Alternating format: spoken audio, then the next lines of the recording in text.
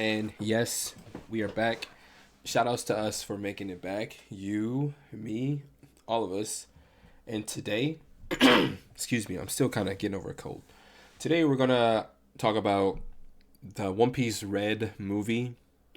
I'm kind of I'm going to go over my feelings, the things I liked about the movie, and so on and so forth. So if you want to hear me just talk about the movie and how it made me feel, kind of, this video is for you. So let's hop right into it. I want to preface this by saying I personally am not an anime movie enjoyer. I don't like things that aren't historically canon to the main story. At least I didn't. And I want to give this movie a huge compliment for kind of curing that curse in a way. I watched a bunch of Naruto as my first like show, like actual anime show, right? Loved it.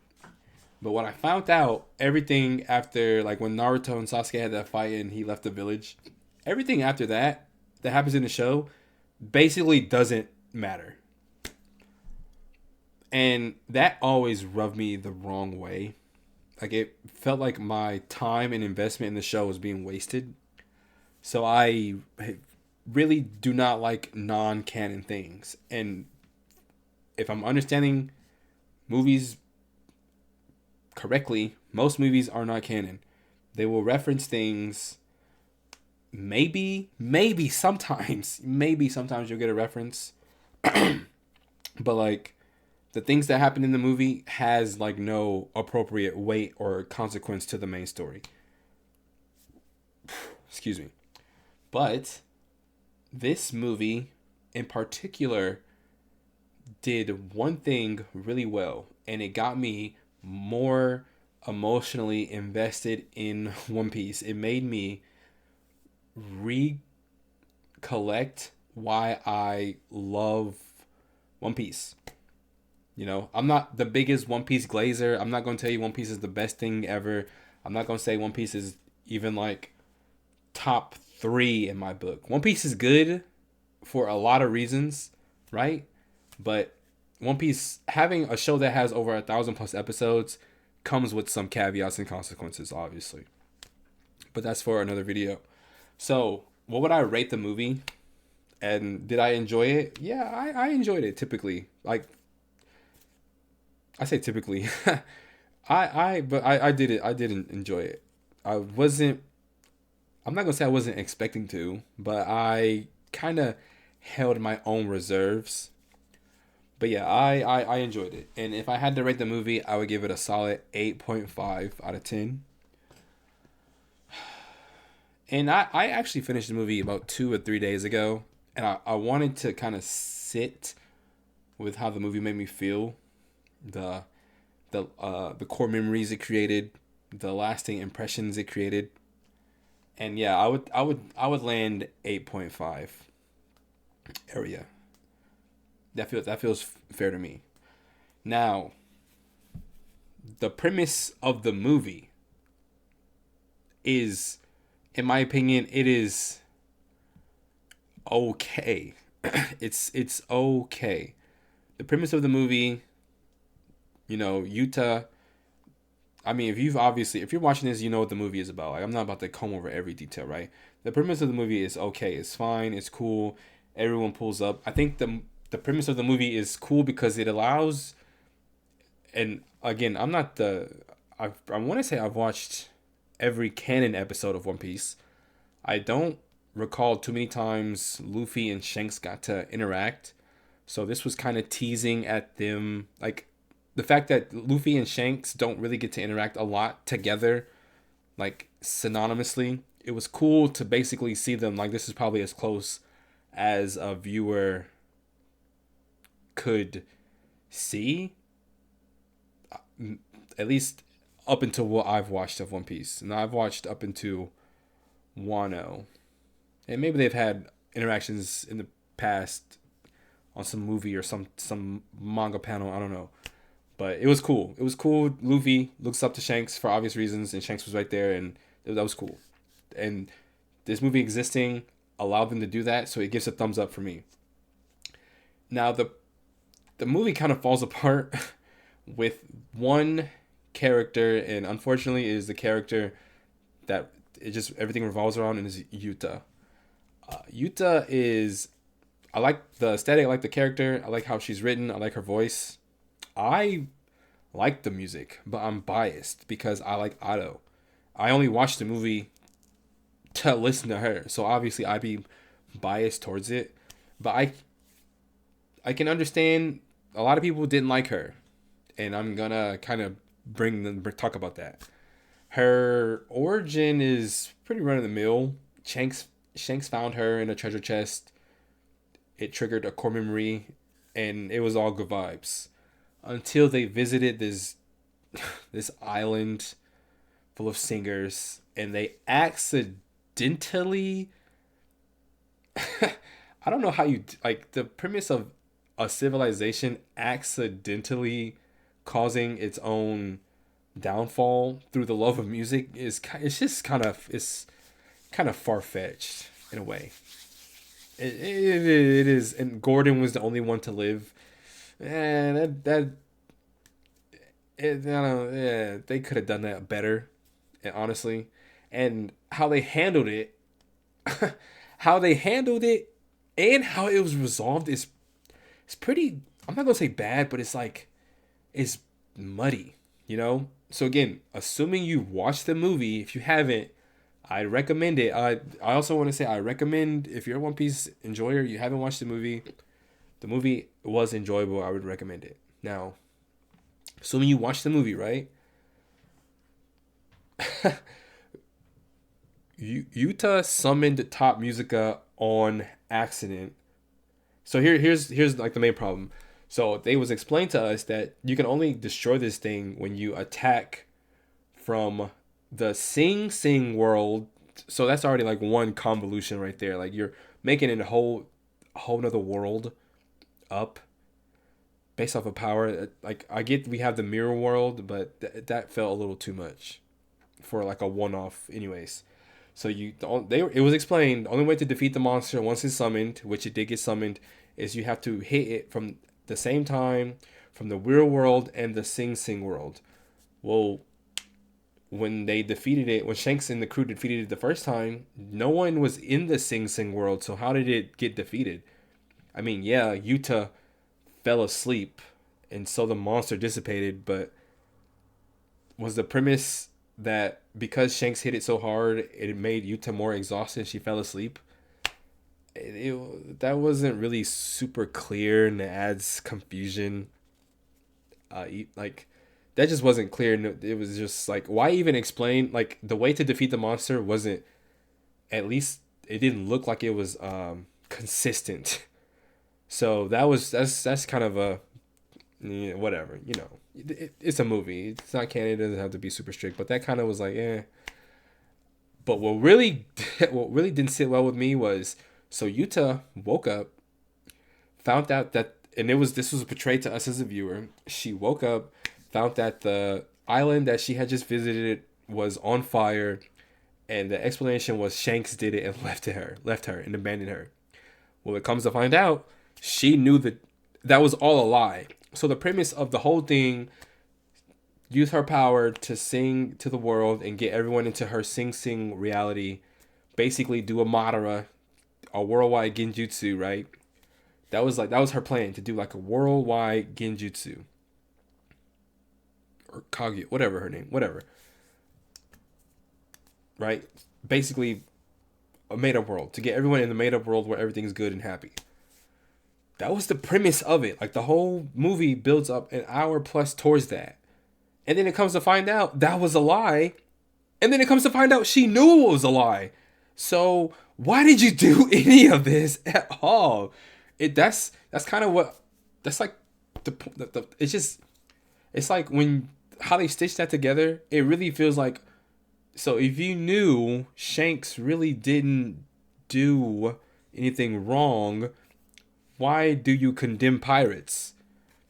And I understand that, yeah, her viewers, her fans don't like pirates, and that's, at least that's what it showcased, that pirates were to blame for the tyranny of the world, and that was her whole thing. She wants to make a new dawn, a new era, a new age.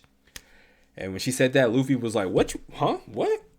I'll do and it's subtle things like that. It's it's really good dialogue, really good art, really good like character interactions, character expressions that make a movie worth watching, in my opinion.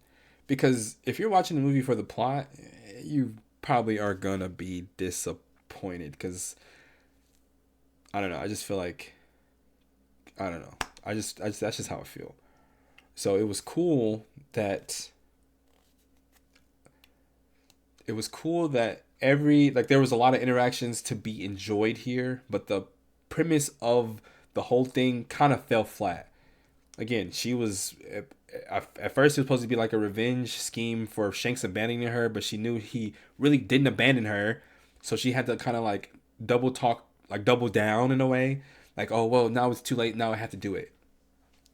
What? It's like she had kind of convinced herself that she needed to destroy the world at that point, and that kind of felt like no. You don't have no. But besides that, the movie is is great. Like when I talk about like character interactions, uh, and I'm not even this is I want to highlight the movie for doing this. You know, I'm not a big Kobe fan. I don't really care too much for Kobe in the show. Like I just don't he doesn't do anything for me. But to allow Kobe to take the shots and give everyone a role and the camera panning to everyone while the roles are being designated, I thought that was so cool. That was honestly so cool. That was so cool. I thought that was just so cool. I thought it was cool when it was up for Zoro's turn to attack. How his attack was so strong. His attack was so strong that they felt it in the other world briefly. I was like, yeah. I was, I was like, yes, yeah. So it was cool to see a Zoro moment. I'm a Zoro guy. I like Zoro. I'm a Zoro fan. Whatever. So it's cool to see my boy even have that, like, that was like a, what, 10-20 seconds? That it was perfect. It was all you could want. You just, because you know Zoro is strong, you want to see him let it out. Like, you want to see him, like, that's the character. Like, the premise of that character is one of the most, just so, big Zoro fan. He stepped on Sanji. He this dude literally Mario Sanji, like straight up stepped on his shoulder to get into combat while Sanji was goofing off somewhere. Amazing. So Zoro stocks definitely went up this movie. Luffy was acting like Luffy. He was very like aloof and nonchalant for like 90% of it. I guess like he typically is. That was in character. And then when he got serious, when he got knocked out, and then they gave Usopp gave Gordon that compliment, saying he was a good like he had good dad qualities, and Usopp and then Luffy was like, yo, shh. I was like, okay. I was like, okay, Luffy. That was cold. That was cold. That was cold. That was like, that's when the movie really picked up, and that was like the climax was happening. Usopp relationship with his dad. I didn't know his dad was with Shanks. At least if I did know, I forgot. It was cool. That was cool. That his dad was basically saying he doesn't have what it takes yet. Like his level of hockey wasn't there yet, and then he got to experience his level of hockey getting there. That was cool. That was cool. They gave Brooks. Brooks did that. He had like one scene where he did a slash, that Blizzard slash, whatever. It was like the coldest attack I've ever seen Brooks do ever. So I was like, when he did that, my jaw dropped. I was like, what? That was like the coldest. That was honestly like just. I was like, wow, Brooks, wow, like that really wowed me. And like I said, big ups to the movie for creating core memories. You know, I think they really knocked that out the park. Frankie didn't really stand out. Chopper didn't really stand out. Robin didn't really stand out. Nami didn't really stand out. The Cloud was. I think Zeus didn't really stand out, and Sanji did not really stand out. So out of the entire, and Jinbei was kind of like, he did the Fishman karate a little bit, but he really didn't stand out. So these four characters, the only one that's really stood out in the movie, to me. Everyone else kind of was just like, I swear Robin didn't say anything except when she was looking up when they were looking for top musica. Like that was like I really feel like the movie, like they could have Robin, like whatever. I'm not hating. I'm just saying. But yeah, good movie overall, from my honest opinion. But yeah, just that one glaring issue with Yuta's uh, story kind of just brings the entire film down, because this is, I mean, the movie revolves around her, right? So for her story, or her reasons to be doing the thing, to have like any weakness or any like flaw, is like really bad, honestly. And the ending. So again, if you haven't seen it, I'm telling you, just go watch it. It's worth it. But okay, if you have seen it, you saw the ending, and then she died. It and I was just like, it was just like, it was kind of anticlimactic, I would say. Like, honestly, I would say the ending was a tad bit anticlimactic. Now, it did say if she were to consume all those wake shrooms, she would die. So I guess I wasn't surprised that she died. It was kind of more how they delivered how she died, because it wasn't super clear if she was dead or not. I could be wrong. I'm just assuming, because they had like a hearse casket, and I imagine if she was alive, Luffy wouldn't have done the hat down and yeah, and yeah. I just felt like and yeah, basically explains how I felt when I felt like that last 10 minute seconds. I'm like, are you serious? Are you serious? Like, but overall, I enjoyed it. It was fun. I watched it. I watched half of it. I watched like the last 40 minutes again. Basically, when the fight is starting and Shanks gets to the island, and yeah, pretty solid. And I'm pretty solid with giving it an 8.5. I did see there was some controversy. Some people didn't like the singing. They thought the music was basically a distraction, or it basically didn't do, like, it basically made the movie worse.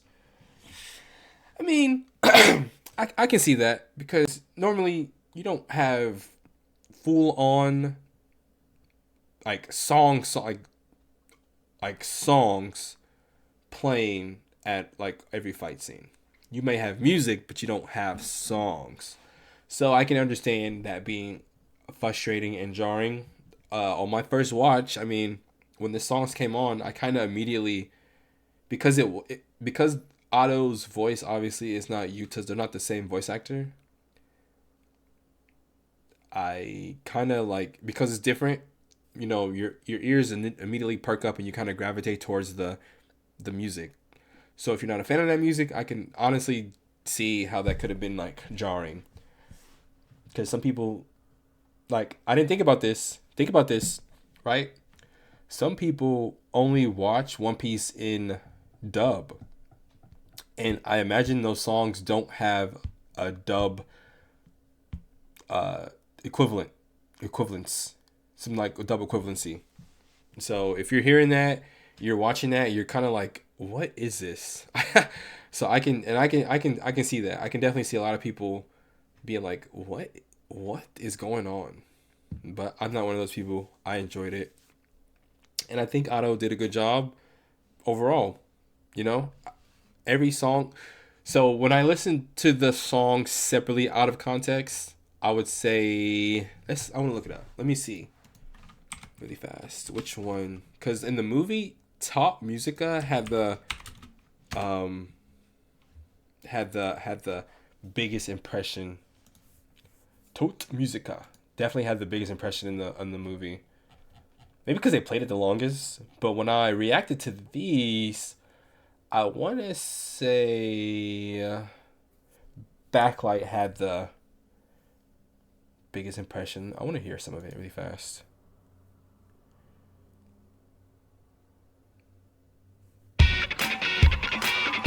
Yeah, so this played during the concert early on.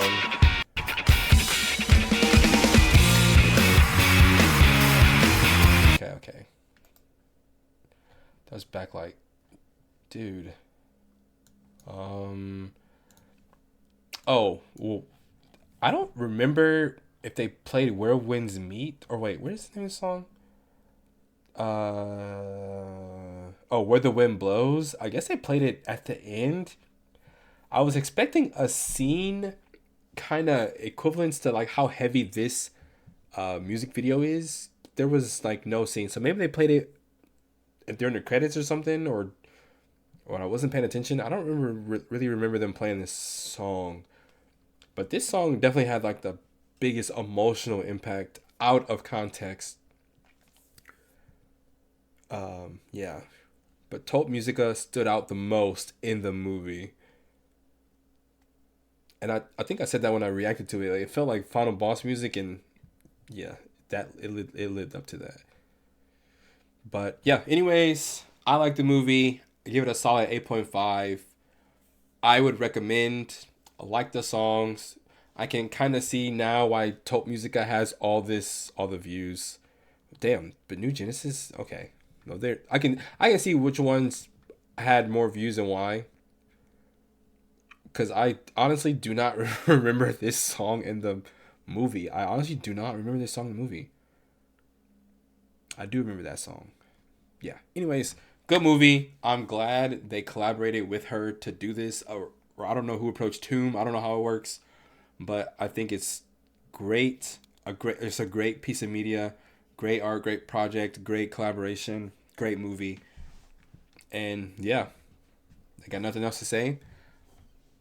I do again want to give the movie props for reigniting that special spark in my heart that is One Piece. Like I do have genuine attachment and love for the show. I love watching the show, but the show is just too damn long, in my opinion. But I still love watching the show. And yeah, kind of give the movie a round of applause for just being amazing in that regard. Anyways, that's the video. Thanks for watching. I appreciate it. Tell someone you appreciate them. It's important to share that sentiment. You never know what it can mean to someone. It can mean a lot to them. So yeah, you just never know. And yeah, see you guys in the next video. Peace.